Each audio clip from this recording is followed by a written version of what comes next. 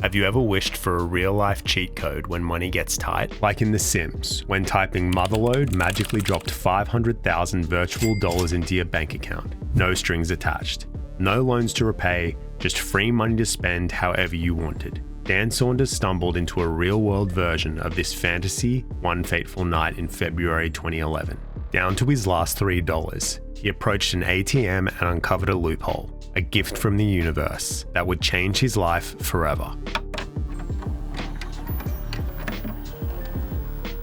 Dan was the definition of a typical average Aussie bloke. He worked as a barman at a local pub where he also operated the TAB, betting agency, making about $22 an hour. 4 years earlier, he and his fiancée, a primary school teacher, had moved to Wangaratta from the city of Melbourne. The couple planned to save up for a house, settle down and start a family. Dan was a good guy who loved watching sports, placing the occasional bet, and having a laugh with friends over beers. He'd never been in trouble before, not so much as a parking ticket. But that night, his world turned upside down, sending him on an adventure beyond anything he could have imagined, even in his wildest dreams. It was Dan's turn to buy a round of drinks, but he was out of cash. He went outside around the corner to a nearby NAB, National Australia Bank ATM.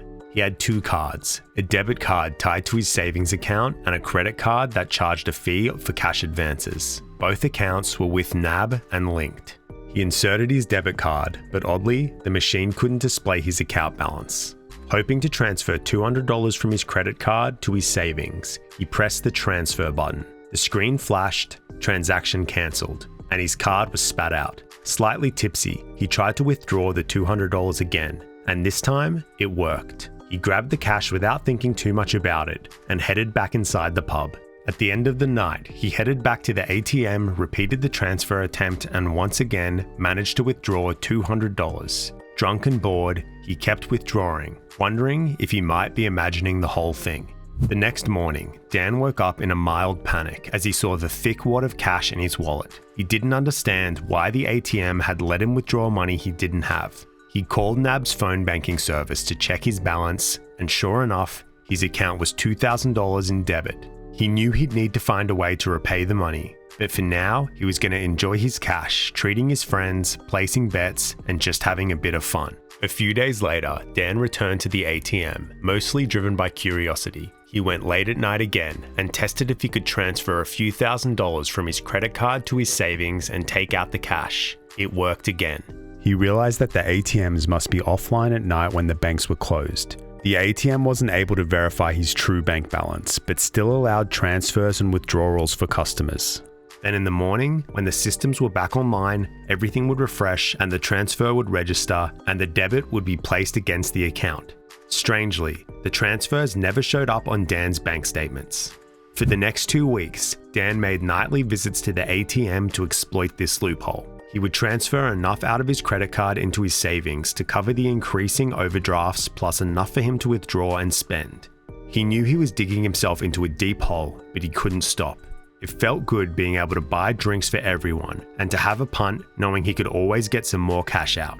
He was stuck in a country town, there wasn't a whole lot to do, and his life was feeling directionless. This magic cash machine was something exciting that broke up the mundanity of his life. 3 weeks later, Dan was $20,000 in debt. With no way to repay the amount on his barman's salary, Dan made a Hail Mary bet off a tip from a racehorse trainer at his pub. His horse lost. And even worse, the betting agency became suspicious and removed his authority to operate the branch at the pub where he worked. Dan was subsequently fired. By now, Dan had figured out that he could transfer money from his savings to his credit card on the ATM too. As long as he kept transferring money back and forth between his accounts before the bank's system updated and registered the transactions each night, he could trick it into thinking both of his accounts always had money in them. If he missed a transfer, then his true negative balance would be reflected in the bank's system. He was essentially using the ATMs to load up his accounts with virtual money, and the thrill of it soon overshadowed any rush he got from sports betting. He'd call the phone banking service regularly to check his balance, and to his amazement, day after day, the money would be there in his account. In Dan's own words, "It occurred to me that this was not real money, but simply numbers flying back and forth. Basically, the bank system thought there was money in my accounts when there wasn't." All I had to do was transfer enough funds to cover the funds spent, and as if by magic, the accounts were replenished or freshened each day. This is when things took a turn for Dan. He felt invincible. Despite not having a job, he continued going out every night, treating the entire bar to drinks. In the small town of Wangaratta, word spread quickly about Dan's sudden and mysterious new wealth.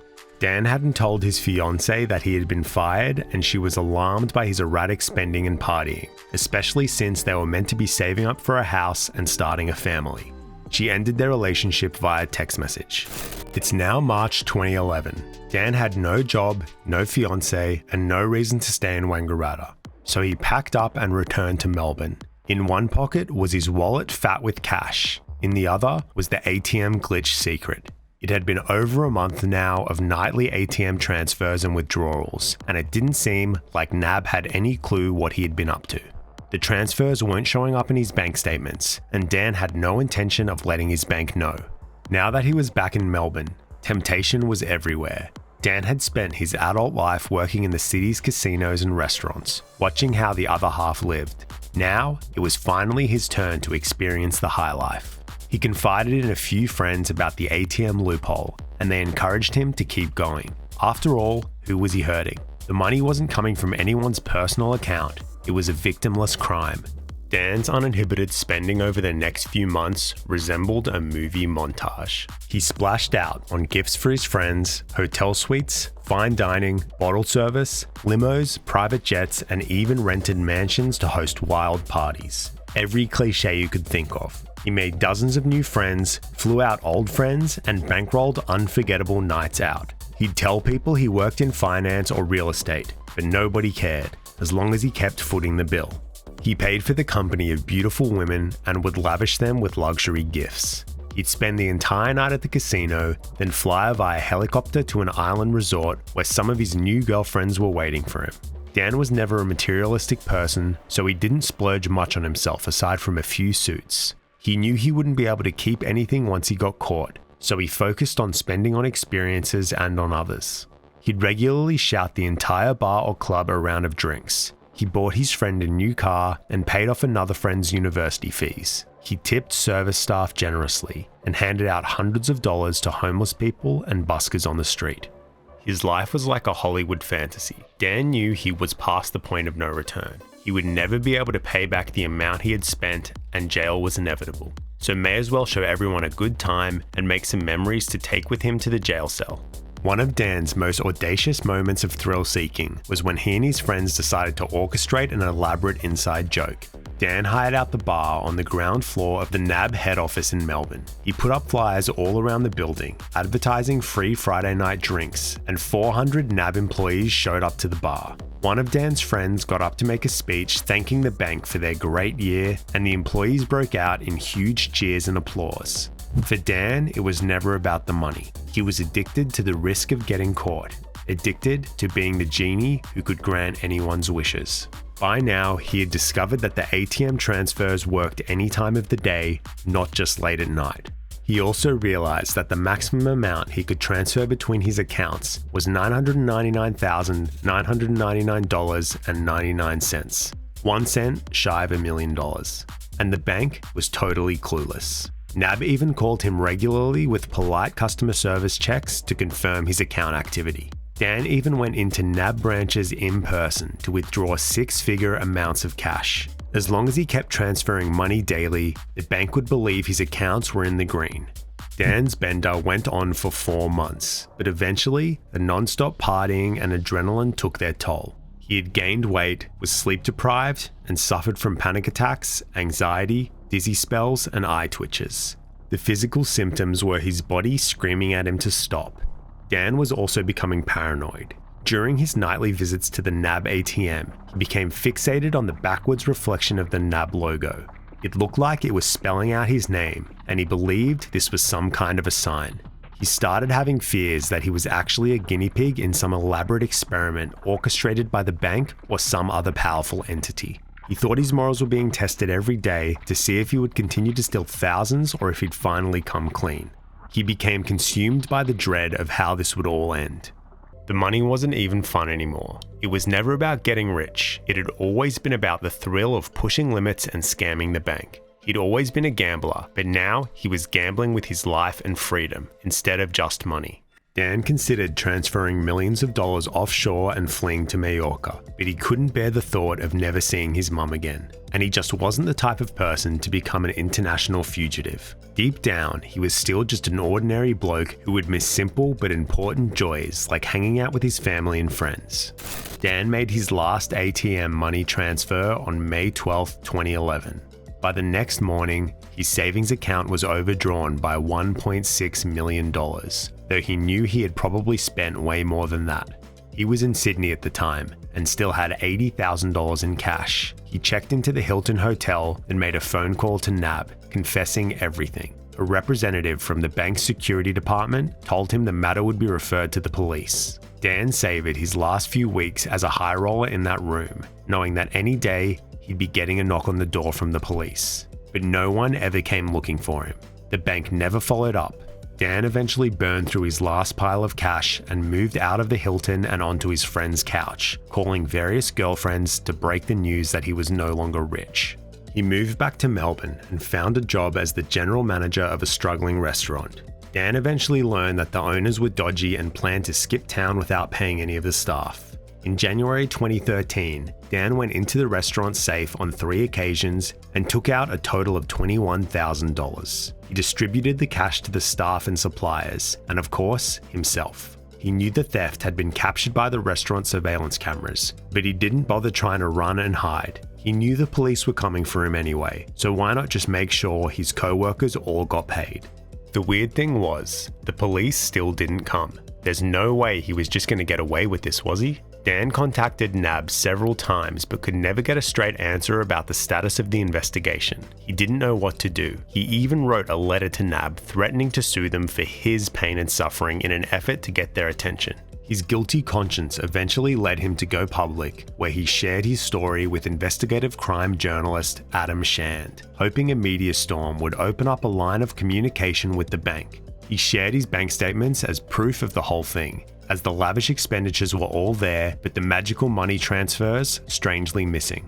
In August 2014, The Age newspaper published Dan's story, and a couple of months later, Dan took his story to Channel 9's A Current Affairs show. But when his segment aired, Dan was dismayed to see the tabloid TV program had sensationalized his story and spun it to make him look like he was a fugitive on the run from the police. The segment even ended, urging viewers to call the Crime Stoppers hotline if they had information about Dan.